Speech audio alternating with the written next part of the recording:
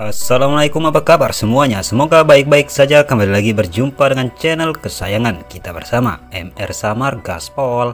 Bagi teman-teman yang baru bergabung di channel ini, tolong dibantu like, komen, subscribe agar Mimin lebih bersemangat untuk membuat konten-konten lainnya. Di sini Mimin akan kembali bercerita tentang film animasi Shishijin Season 4.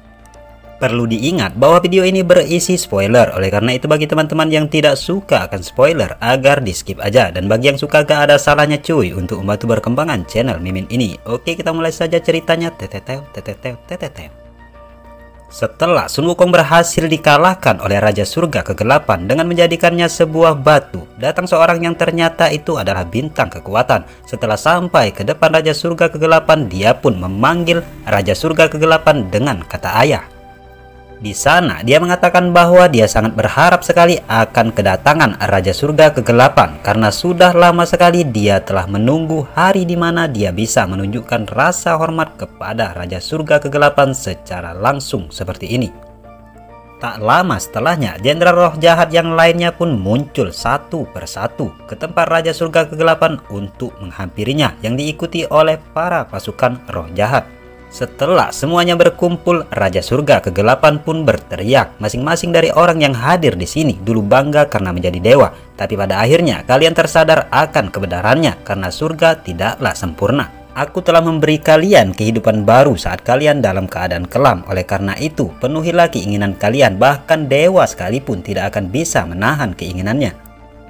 Kegelapan lebih kuat dari cahaya karena kalian bergerak mengikuti insting tanpa batasan pada diri kalian sendiri.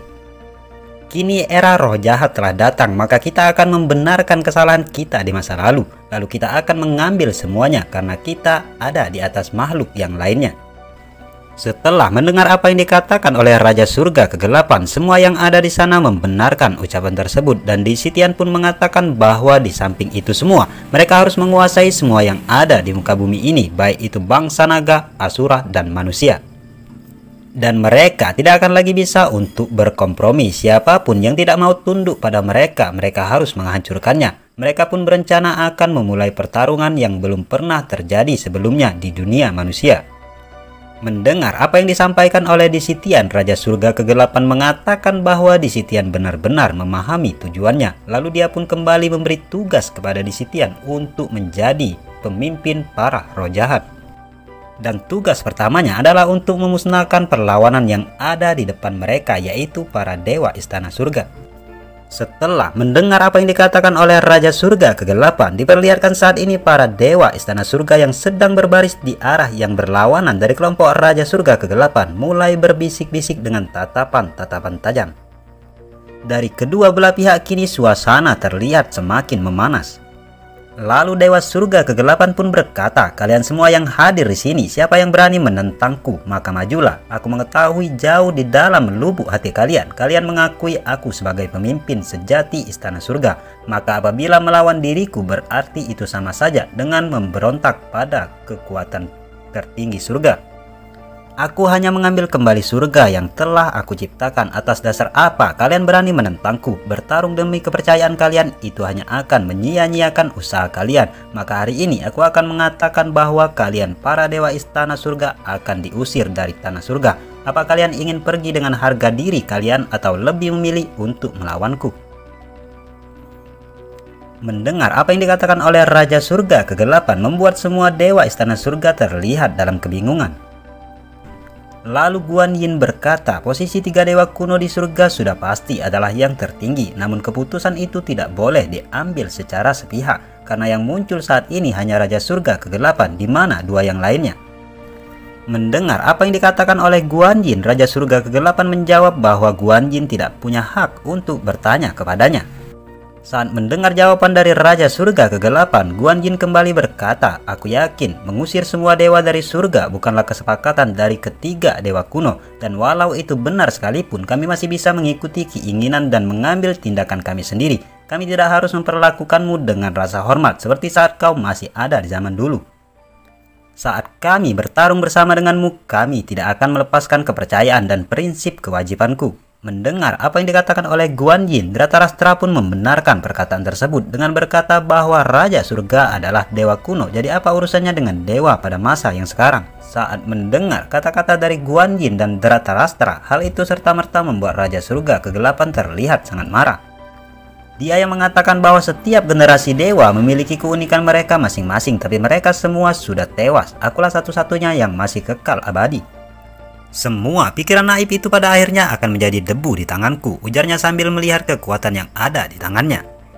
Namun tiba-tiba di tangannya muncul sebuah pisang yang membuat semua orang yang ada di sana terlihat sangat terkejut dan kaget dengan kejadian itu.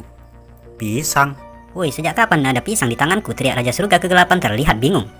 Merasakan kejadian yang tidak beres tersebut, hal itu membuat Raja Surga kegelapan menjadi semakin marah.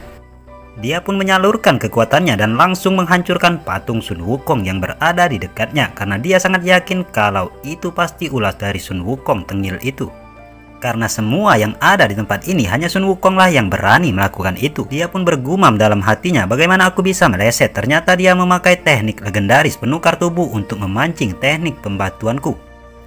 Ternyata dia masih hidup, dasar Sun Wukong tengil. Berani sekali dia main-main denganku. Setelah menyaksikan kebingungan dari semua orang, Sun Wukong pun keluar dari sela-sela rambut Raja Surga kegelapan dengan seringai mengejeknya. WKWK, gokil kali nih Gokong. Ternyata dia telah merubah dirinya menjadi kecil cuy. Aku sangat benci orang yang sangat sombong dan merasa bisa mengatur semuanya. Itu membuatku jadi ingin memberi mereka pelajaran, ujar Sun Wukong. Yo, Raja Kegelapan, itu pisang hadiah untukmu. Cepat bawa pulang dan makanlah pelan-pelan, ujar Sun Wukong yang kembali mengejek Raja Surga Kegelapan. Saat mengetahui posisi Sun Wukong yang berada di pundaknya, Raja Surga Kegelapan pun menepuk pundaknya dan berniat ingin menangkap Sun Wukong, namun hal itu di luar dugaannya. Ternyata Sun Wukong dapat lolos dari tangkapannya tersebut dengan sangat mudah sambil bersalto-salto di udara. Setelahnya, Sun Wukong mengatakan bahwa Raja Surga Kegelapan tidak akan semudah itu menangkapnya lagi. Saat melihat tindakan Sun Wukong yang sangat arogan tersebut, hal itu membuat Di Sitian mengeluarkan sumpah serapanya. Dasar kera tengil bau comber, berani sekali dia bersikap seperti itu kepada Raja Surga Kegelapan. Seluruh pasukan roh jahat pun juga tidak mau ketinggalan. Mereka pun juga mengeluarkan sumpah serapahnya atas tindakan Sun Wukong tersebut. Di sisi lain, Guan Yin dan yang lainnya pun tidak kalah kagetnya dengan bergumam, itu Sun Wukong. Haha, dia benar-benar penuh kejutan. Setelah lolos dari cengkraman Raja Surga Kegelapan, Sun Wukong pun memperlihatkan kehebatannya dengan menunjukkan perubahan raksasanya dan berniat menyerang Raja Surga Kegelapan. Namun setiap serangannya berhasil dihindari oleh Raja Surga Kegelapan. Sampai pada satu titik, Sun Wukong melihat kesempatan dan berhasil menendang Raja Surga Kegelapan yang membuatnya terpental dan menabrak reruntuhan yang ada di sana. Namun ternyata setelah terkena tendangan telak dari Sun Wukong, Raja Surga Kegelapan kembali bangkit. Walaupun dia merasa tidak percaya ketika mengetahui bahwa Sun Wukong bisa memberikan luka pada dirinya yang telah dipenuhi oleh nutrisi itu. Lalu dengan marah dia berniat akan melancarkan serangan balik kepada Sun Wukong. Sun Wukong berkata bahwa monster yang sudah tertidur sejak zaman kuno hingga sekarang memang benar-benar memiliki kekuatan yang besar, tapi sayang ternyata dia tidak bisa beradaptasi dengan dunia saat ini. Lalu dia pun meneriakkan kepada seluruh dewa istana surga untuk jangan takut pada Raja Surga Kegelapan. Segera ikuti dirinya untuk bertarung melawan Raja Surga Kegelapan dan sekuat-sekuatnya tersebut. Setelah mendengar teriakan Sun Wukong tersebut, ternyata itu memancing emosi dari kedua belah pihak. Mereka pun langsung melancarkan serangan masing-masing, baik dari kubu roh jahat maupun dari kubu dewa istana surga. Namun belum sempat pertarungan kembali berkecamuk, terlihat sebuah cahaya yang jatuh tepat di depan Sun Wukong. Dan setelah cahaya itu memudar, tampak di sana seorang yang sangat cantik dan anggun dengan posisi meditasi. Ternyata dia adalah salah satu dari dewa kuno, yaitu Raja Harta Surgawi. Bersambung. Oke, itulah tadi cerita kita pada hari ini, mudah-mudahan dapat menghibur kita semua. Kalau rame kita akan lanjut pada hari berikutnya. Bagi yang suka tolong dibantu berkembangkan channel Mimin ini dengan like, komen, dan subscribe. Oke, bye-bye.